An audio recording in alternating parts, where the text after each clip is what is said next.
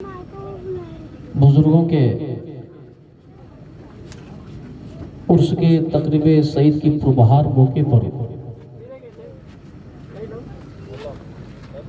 اہتمام و انصرام کیا ہے پروردگار عالم ہم تمام لوگوں کو جتنے بھی حاضر ہیں سبوں کو اللہ اپنے فضل سے اللہ اپنے کرم سے لیتے ہوئے بزرگوں کی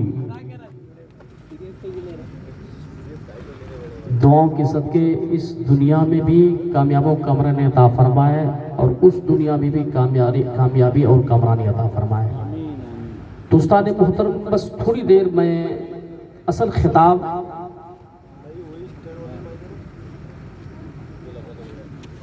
خطیب اہل سنت مصلح قوم و ملت حضرت سے شاہ شباہت حسین صاحب کی ہونی ہے انشاءاللہ الرحمن۔ کچھ ہی دیر کے بعد وہ ہماری اور آپ کی روبرو ہوں گے۔ میں نے قرآن پاک کی ایک بہت ہی مشہور اور معروف آیت طیبہ کی تلاوت کی ہے۔ اس سے قبل کہ آئیے ہم اور آپ نہایتی عشق و محبت کے ساتھ گنبد خضراء کی مکی جن کی شان انا آتینا کل کوثر، سبحان اللہ، شافع محشر ساقی حوض و کوثر، گنبد خضراء کی مکی ہم گناہگاروں کے کرم فرماؤ، ہم غریبوں کے حامی بے کسوں کے سہارا، حضرت محمد مصطفیٰ صلی اللہ تعالیٰ علیہ وسلم کی بارگاہ گوہر بار میں نہایت ہی عقیدت و محبت کے ساتھ اس انداز میں لگے کہ آج سے کوئی اور نہیں بلکہ نبی کا کوئی دیوانہ، نبی کا کوئی مستانہ آج کی اس تاریخی رات میں نبی کی بارگاہ میں درود و سلام کا ترانہ پیش کر رہا ہے۔ بآواز بلند پڑھیں اللہم صلی علی سیدنا و مولانا محمد بارک صلاۃ و سلام علیک یا رسول اللہ یا حبیب اللہ صلی اللہ تعالی علیہ وآلہ وسلم۔ عزیزان ملت اسلامیہ،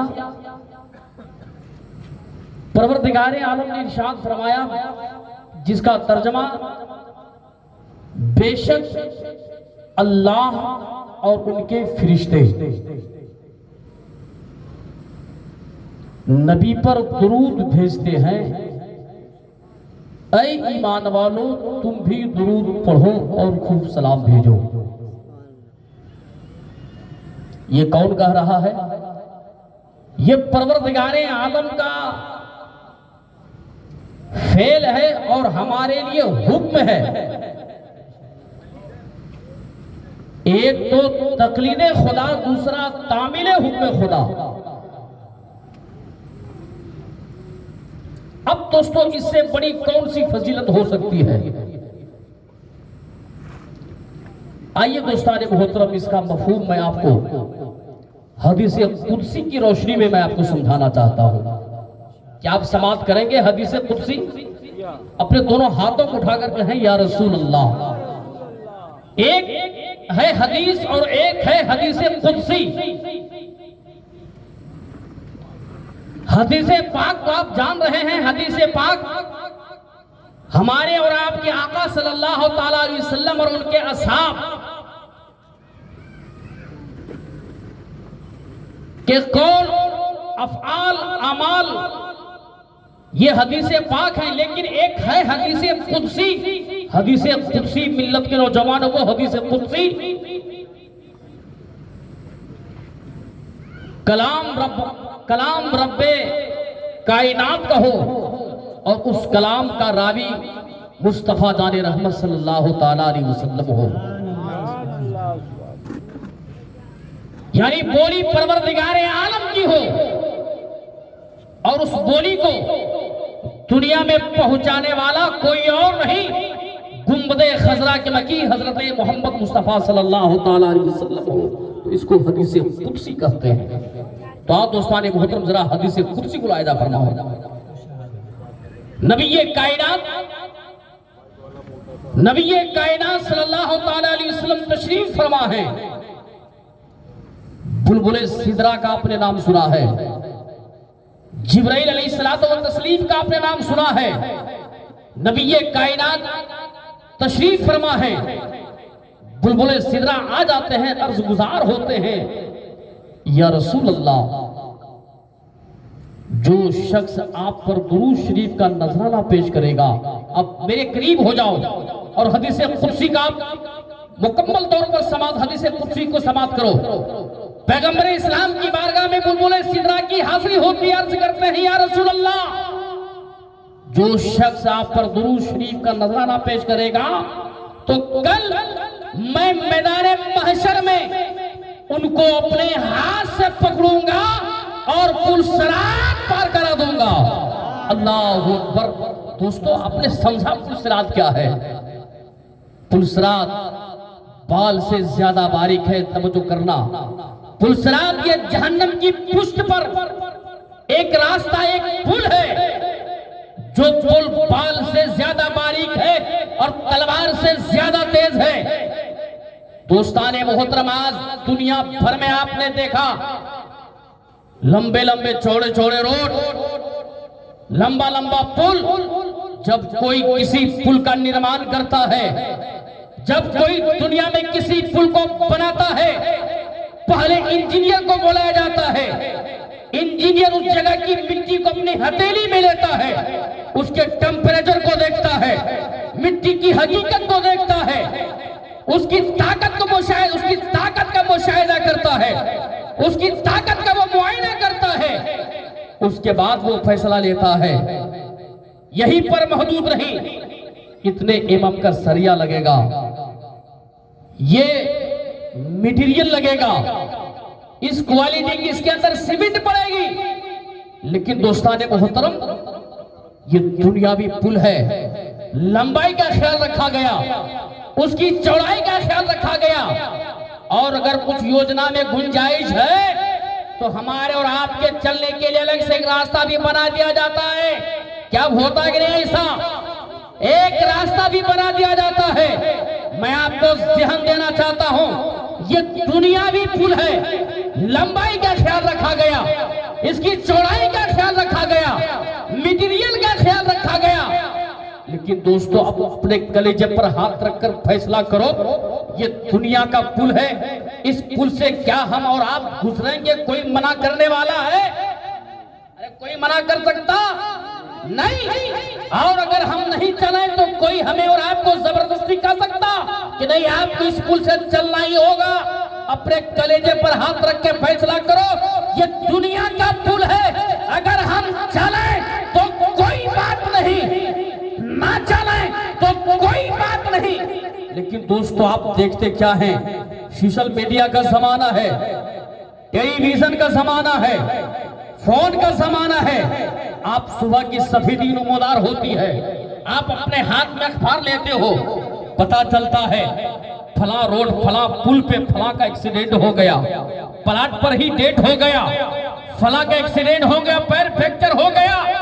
اب بتاؤ دوستو, اتنا لمبا چوڑا پل اور روڈ ہونے کے باوجود جب ہم چلتے ہیں میرا قدم پھسل جاتا ہے, میرے پیر ڈگمگا جاتے ہیں, ہم گر جاتے ہیں, پیشانی سے خون کا فوارہ چھوڑتا ہے, کسی کا پلاٹ ڈیٹ ہو رہا ہے, کسی کا پیر فریکچر ہو رہا ہے. لیکن یاد رکھنا ملت کے نوجوانوں, وہ میدان محشر میں ہوگا, وہ میدان محشر کا پل جو بال سے زیادہ باریک ہے, تلوار سے زیادہ تیز ہے, اس پل سے ہمیں اور آپ کو گزرنا ہے.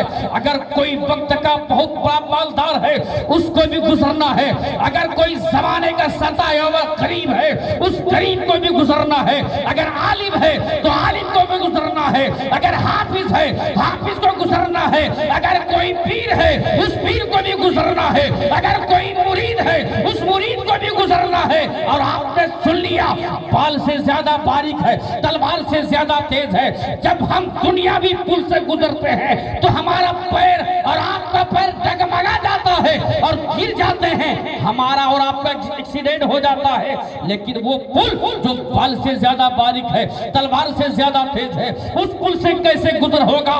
تو ملت کے نوجوانوں گھبرانا نہیں ہے. آقا کائنات نے ہمیں اور آپ کو مزاج دے دیا, اور بلبل سدرا نے نبی کائنات کی بارگاہ میں آ کر ہم گنہگاروں کی ضمانت لے لی ہے, اور بلبل سدرا نے کہہ دیا یا رسول اللہ, جو آپ کا دیوانہ آپ پر درود شریف کا نذرانہ پیش کرے گا تو کل میں میدان محشر میں ان کے ہاتھ کو پکڑوں گا اور پلسرات پار کراتا نظر آؤں گا. یا رسول اللہ مرحبا, زندہ باد زندہ باد زندہ باد زندہ باد زندہ باد زندہ باد. اللہ اکبر, ماشاءاللہ. بہت بلبل سدرا نے کہا یا رسول اللہ, جو آپ کا دیوانہ, آپ کا مستانہ, آپ کا فرزانہ آپ پر محبت سے درود شریف کرے گا, بلبل سدرا آپ کی بارگاہ میں آپ کی گنہگار امتی کی ضمانت لیتا ہے. یہاں نہیں میرے سرکار, کل میدان محشر میں اپنے ہاتھ سے پلسرات پار کراؤں گا. ہائے ہائے, امام عشق و محبت فرماتے ہیں, پل سے اتارو راہ گزر کو خبر نہ ہو, جبریل پر بچھائے تو پر کو خبر نہ ہو, جبریل پر بچھائے تو پر کو خبر نہ ہو. عزیزان گرامی, یہیں پر محدود نہیں, مچل جائیں گے آپ. جبرائیل علیہ السلام نے جب یہ عرضی لگائی, حضرت میکائیل علیہ السلام بھی نبی کائنات کی بارگاہ میں عرضی کو لگا دیتے ہیں اور عرض کرتے ہیں یا رسول اللہ, آپ کی بارگاہ میں جبرائیل آئے تھے. آقا کائنات مسکراتے ہوئے ارشاد فرماتے ہیں میکائیل کہو نا کیا بات ہے. ہاں ابھی تو کچھ دیر پہلے آئے تھے. میکائیل عرض کریں گے یا رسول اللہ کیا کہہ رہے تھے؟ نبی یہ کائنات ارشاد فرمائیں گے پیارے ایسی بات کہہ رہے تھے. اللہ اکبر, قربان جاؤ. حضرت میکائیل علیہ السلام عرض کرتے ہیں یا رسول اللہ, یہ تو جبرائیل کا کہنا ہے, لیکن میکائیل نے بھی آپ کی بارگاہ میں ایک عرضی لگانے کی خواہش کی ہے, اور وہ عرضی یہ ہے, جو آپ پر درود شریف کا نذرانہ آپ کا دیوانہ محبت سے پیش کرے گا تو کل میں میدان محشر میں اپنے ہاتھ سے حوض کوثر کا جام پلا دوں گا, اپنے ہاتھ سے حوض کوثر کا جام پلا دوں گا. اللہ اکبر. جب باری آتی ہے حضرت اسرائیل علیہ السلام کی, حضرت اسرائیل علیہ السلام نبی کائنات کی بارگاہ میں حاضری کی سعادت حاصل کرتے ہیں. عرض کرتے ہیں یا رسول اللہ, آپ کی بارگاہ میں جبرائیل آئے, آپ کی بارگاہ میں میکائیل آئے. آقا کائنات ارشاد فرمائیں گے ہاں کہو نا کیا بات ہے, ابھی تو آئے تھے. اللہ اکبر. حضرت اسرائیل عرض کریں گے, حضرت اسرائیل عرض کرتے ہیں یا رسول اللہ, اپنے ذہن کو قریب کرو ملت کے نوجوانوں. حضرت اسرائیل عرض کرتے ہیں یا رسول اللہ, جو آپ پر درود شریف پڑھے گا تو میں اس کی روح اس طرح نکالوں گا جیسا کہ انبیاء کرام کی روح نکالتا ہوں, جیسا انبیاء کرام تھا ہو.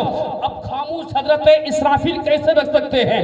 حضرت اسرافیل بھی نبی کائنات کی بارگاہ میں حاضری کی سعادت حاصل کرتے ہیں, عرض گزار ہوتے ہیں یا رسول اللہ, میں نے سنا آپ کی بارگاہ میں جبرائیل آئے, آپ کی بارگاہ میں میکائیل آئے, آپ کی بارگاہ میں اسرائیل آئے. یا رسول اللہ, جبرائیل کا کہنا ہے جو آپ پر درود پڑھے گا میں اپنے ہاتھ سے پلسرات پار کراؤں گا. میکائیل کا کہنا ہے جو آپ پر درود پڑھے گا میں اپنے ہاتھ سے حوض کوثر کا جام پلاؤں گا. اسرائیل کا کہنا ہے جو آپ پر درود پڑھے گا میں انبیاء کرام جیسی روح نکالوں گا. لیکن اللہ کے مقدس نبی, اللہ کے برگزیدہ رسول, میرا کہنا یہ ہے اور میری درخواست یہ ہے, جو آپ پر درود شریف پڑھے گا اپنے ذہن کو ملت کے نوجوانوں قریب کرنا. حضرت اسرافیل عرض کرتے ہیں یا رسول اللہ, جو آپ پر آپ کا دیوانہ محبت سے درود شریف کا نذرانہ پیش کرے گا تو کل میدان محشر میں اپنے سر کو خم کر دوں گا اور اس وقت تک نہیں اٹھاؤں گا جب تک کہ پروردگار عالم اس کو نجات کا پروانہ نہ دے دے، جب تک کہ پروردگار عالم اس کی مغفرت نہ کر دے، جب تک کہ پروردگار عالم اس کو معاف نہ فرما دے۔ اب ملت کے نوجوان مجھے کہہ لینے دو اور آپ کو میں ذہن دینا چاہتا ہوں، اگر آپ حضرت جبرائیل جیسے مقدس ہاتھوں، جبرائیل جیسے مقدس ہاتھوں پل صراط پار ہونا چاہتے ہیں، حضرت میکائیل جیسے مقدس ہاتھوں حوض کوثر کا جام پینا چاہتے ہیں، اپنی روح کو انبیاء کرام جیسی نکلوانا چاہتے ہیں اور کل میدان محشر میں اسرافیل کی سفارش چاہتے ہیں تو مصطفیٰ کی بارگاہ میں درود شریف پڑھ کے اپنے سینے کو نبی کا مدینہ بنا لو۔ اگر آپ کا سینہ نبی کا مدینہ بن گیا تو آپ یہاں بھی کامیاب رہو گے، میدان محشر میں بھی کامیاب رہو گے اور ایسے کامیاب رہو گے۔ یہ زمانہ دیکھے گا، یہ دنیا دیکھے گی، اور جب یہ دنیا دیکھے گی یہ دنیا آپ سے سوال کرے گی، اے لوگوں آج جو تم نے جنتی لباس کو اپنایا ہے، آج جو تم نے جنتی تاج کو اپنایا ہے، آج جو تم نے جنت کا دروازہ دیکھا ہے، آخر تم نے اس تاج کو کہاں سے لایا ہے؟ اس ٹوپی کو تم نے کس بازار سے خریدا ہے؟ اس تاج کو تم نے کس بازار سے خریدا ہے؟ تو ملت کے نوجوانوں یاد رکھنا، کل بھی آپ کا وہاں جواب یہی ہوگا، اے سائلو سنو، میں نے اس تاج اور اس پوشاک کو کسی بازار اور دکاندار سے نہیں خریدا ہے، اس پوشاک کو اگر میں نے خریدا ہے تو بارگاہ رسول مختار سے خریدا ہے، بارگاہ شہنشاہ جی وقار سے خریدا ہے۔